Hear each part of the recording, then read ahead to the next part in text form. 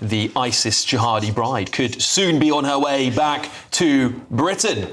Judges in the foreign court, that is the ECHR, have now stepped in, interrogating the Home Office over its decision to strip her of citizenship. They're suggesting her human rights may have been breached. The rights of Begum, who voluntarily left Britain to join an Islamist terrorist group, are now apparently a higher priority than the safety and common sense of the British public.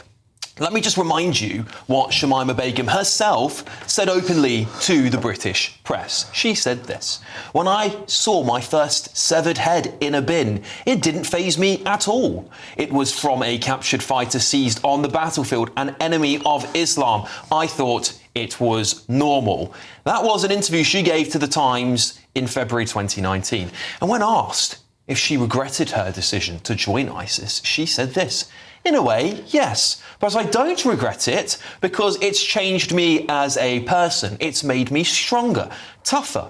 I married my husband. I wouldn't have found someone like him back in the UK." It's just incredible when you hear that stuff, isn't it? It's incredible. I've got to say, I wouldn't be so sure, actually, the way the UK's going. Oh, yeah, you never know, Christo.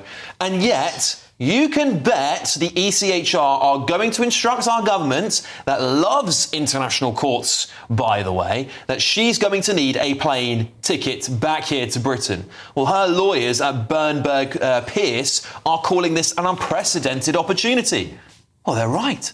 Unprecedented in the sense that a woman who aligned herself with one of the most brutal terror groups on earth is being treated as a victim of the British state. The timing is quite telling too.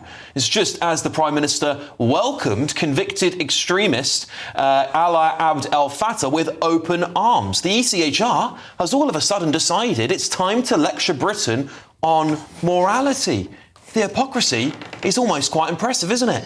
This is what happens when foreign courts and human rights lawyers are allowed to override democratic decisions. British citizenship becomes a revolving door. Join a terrorist group, bear some children, and when you're done, just pop back home to Britain and raise them all here. And that would be the moral of the story the ECHR might tell us. If anyone still needs a reason to question our continued membership of the ECHR, this is it. Because if protecting Britain's borders, laws and security is now considered a human rights violation, then the system isn't unfit. It's actively working to put British people at serious risk of unending terrorism.